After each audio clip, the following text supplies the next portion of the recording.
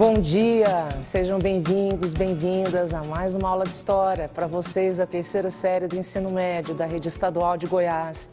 Aqui comigo, sua professora Fernanda. Tudo bem? Lembrando que o Enem está chegando aí já a segunda prova. Espero que você tenha sido bem-sucedido, bem-sucedida na primeira etapa. Muita concentração essa semana, hein? E nessa aula de hoje, nós vamos trabalhar sobre a nova ordem mundial, a globalização, já numa segunda roupagem, num segundo viés. Vamos comigo? As habilidades que temos aqui são casadas com a nossa matriz, tá? São casadas com o nosso currículo adaptado. E essas habilidades prevêem, então, que, primeiro, identificar, a partir de documentos de natureza diversa, o processo de globalização da economia e seus principais efeitos sobre a sociedade brasileira. Ainda, compreender o processo de globalização da economia. A discussão de hoje é um pouco mais tensa. Não vislumbra mais apenas a questão de mercados, apenas a questão de finanças, apenas a questão da circulação de mercadorias no globo terrestre. Mas temos que pensar também noutras perspectivas que vão envolver a geopolítica. Geo, terra, espaço, política, o domínio desse espaço. Quando pensamos a nova ordem mundial, temos que pensar, por que nova ordem? Nós tínhamos uma anterior? Sim, até a Guerra Fria, o nosso globo terrestre era bipolar. Nosso globo terrestre tinha polo dominado pela União Soviética, pelos Estados Unidos.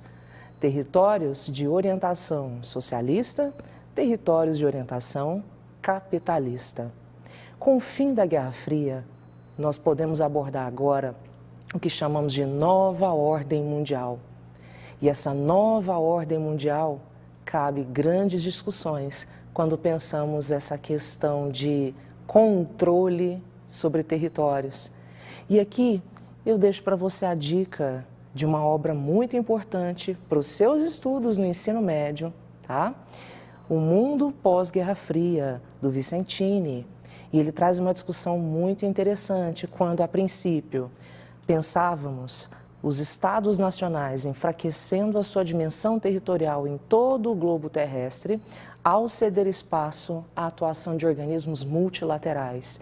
E ainda percebemos também uma forte tendência do Estado norte-americano, os Estados Unidos, além de reforçar a presença de seus interesses econômicos em escala global, também reforçam os seus grandes interesses em escala militar, fazendo então uma linha de democracia que cabe muitas discussões, não é mesmo? E nesse sentido, eu já trouxe para você aqui uma questão do Enem de 2017. Veja você que a gente tem aqui uma configuração de mapa estranha, né? Bem diferenciada. Pois é.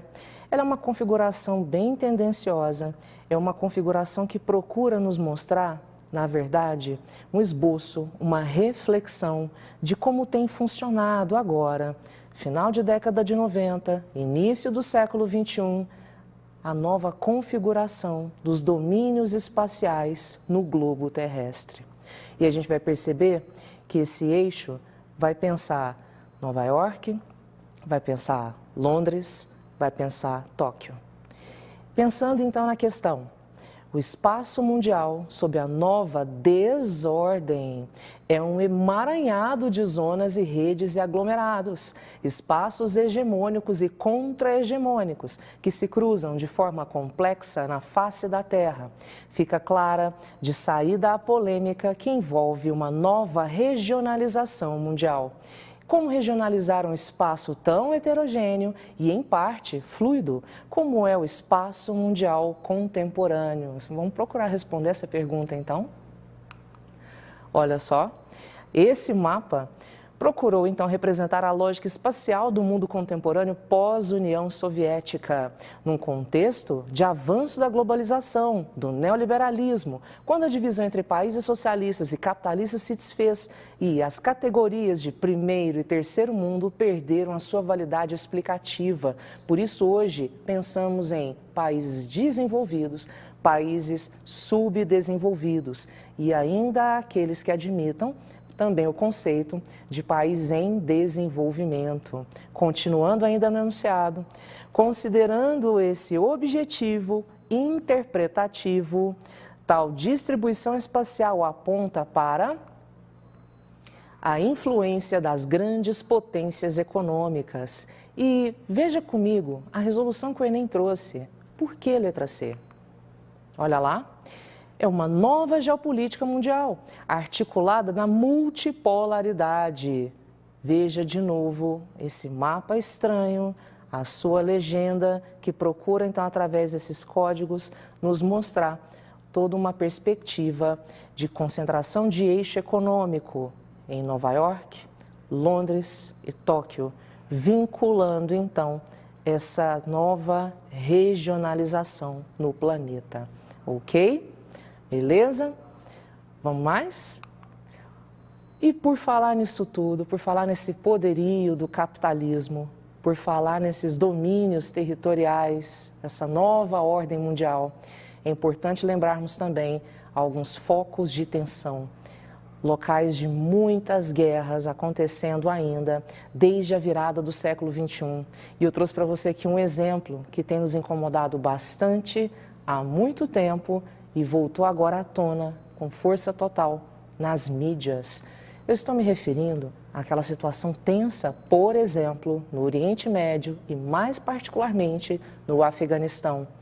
E quando a gente para pensar nisso tudo, nós temos que lembrar do trágico 11 de setembro de 2001, quando então o ataque terrorista planejado pela Al-Qaeda colocou abaixo as torres gêmeas World Trade Center, dentro do coração econômico do mundo, Nova York. Foi uma tragédia, abalou e muito, tanto do ponto de vista humanitário, mas chamou muita atenção também enquanto gatilho para motivação para a guerra, para motivação para a indústria bélica e outras engrenagens políticas e geopolíticas de fortalecimento das bases militares dos Estados Unidos. E nesse sentido, a gente dá destaque para o então presidente George W. Bush, que vai fazer muita questão de colocar todo esse viés ideológico, ocidental, cristão, preponderante sobre o Oriente Médio, até como uma forma de justificar a guerra. E nós sabemos que na guerra não se envolvem apenas militares, não se envolvem apenas armamentos, mas muita gente inocente acaba perdendo as suas vidas. Homens trabalhadores, mulheres, idosos, crianças, muitos bombardeios, muito sofrimento em nome dessa égide do imperialismo, em nome dessa égide de uma busca ou até mesmo pela manutenção de uma hegemonia dessa grande potência militar no globo. Essa abordagem que eu trago para você inicia o século XXI.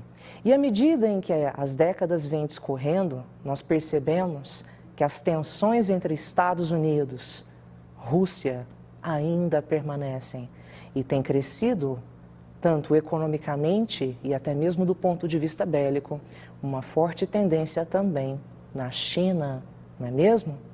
Avançando comigo, aqui a gente traz uma problematização acerca desses 4 presidentes dos Estados Unidos, o George W. Bush, Barack Obama, Donald Trump e o próprio atual Joe Biden, no sentido de pensar o Afeganistão como área de influência dos Estados Unidos. E nós acabamos de assistir à retirada das tropas estadunidenses do Afeganistão, e o discurso do presidente Joe Biden é no sentido de não perceber mais sentido num controle bélico da região. Entretanto, nós vamos perceber também, por um outro lado, a emergência, na verdade, a retomada do poder por parte da força do Talibã, que é um exército armado mas muito empoderado pelo fundamentalismo islâmico. E acaba também provocando grande tensão no local, por um outro lado, significando também a possibilidade de proteção do Afeganistão contra outros grupos armados terroristas fundamentalistas islâmicos, como o Estado Islâmico, por exemplo. E isso não é só um interesse para os afegãos. Isso significa que o Afeganistão é área de influência não só do que os Estados Unidos controlaram, mas é uma área muito interessante também para outras grandes potências. Para a China, no que se refere às suas fronteiras, para a Rússia, para o Paquistão, para o Irã. E nesse sentido a gente para pensar no porquê o Afeganistão. O Afeganistão é muito rico em gás natural e muito próximo a regiões muito ricas em petróleo. E esse foco de tensão que vincula guerra, vincula fundamentalismo religioso, acaba se tornando um fator de grande incômodo para essas grandes potências que pretendem, então, controlar essas regiões. E não só o Afeganistão, não é mesmo? Mas nós sabemos também das grandes investidas dos Estados Unidos no Iraque, sobretudo também após o ataque ao World Trade Center em 11 de setembro de 2001. E nós vimos ali uma justificativa para a guerra como sendo um grande negócio para os Estados Unidos da América. Movimenta muito a tecnologia, movimenta muito a economia, gera empregos. E era interessante para repensar a recessão da economia estadunidense no início do século XXI. Outra coisa, a guerra também estabiliza e legitima um governo que teve problemas no sentido de ser eleito, no sentido de ser reconhecido. Assim aconteceu com a eleição de George W. Bush no início do século XXI nos Estados Unidos. Era interessante para ele a construção de uma legitimidade a partir da fragilização tanto do próprio povo estadunidense quanto dos organismos internacionais. E ainda, a guerra realiza pretensões geopolíticas dos norte-americanos, além da determinação de territórios frente a outras potências, como nós comentamos outrora, que vem crescendo. Como o Enem traz essa discussão para nós? Leia o texto a seguir. A primeira guerra do Golfo, no Iraque, genuinamente apoiada pelas Nações Unidas e pela comunidade internacional, assim como a reação imediata ao 11 de setembro, demonstravam a força da posição dos Estados Unidos na era pós-soviética. É uma adaptação que eu trouxe aqui para vocês da obra de Eric Hobsbawm. E um aspecto que explica a força dos Estados Unidos apontada pelo texto reside justamente no poder de suas bases militares espalhadas ao redor do mundo. Quer ver? Confere aqui comigo. Olha isso. Você tem as bases militares estadunidenses espalhadas, então, pelo globo terrestre. E frente a isso, tem se fortalecido a Rússia. E temos também observado o grande crescimento da China, entre outros grupos militares muito importantes no Oriente Médio. Atenção a isso, hein? De toda forma, não saiam daí, tá?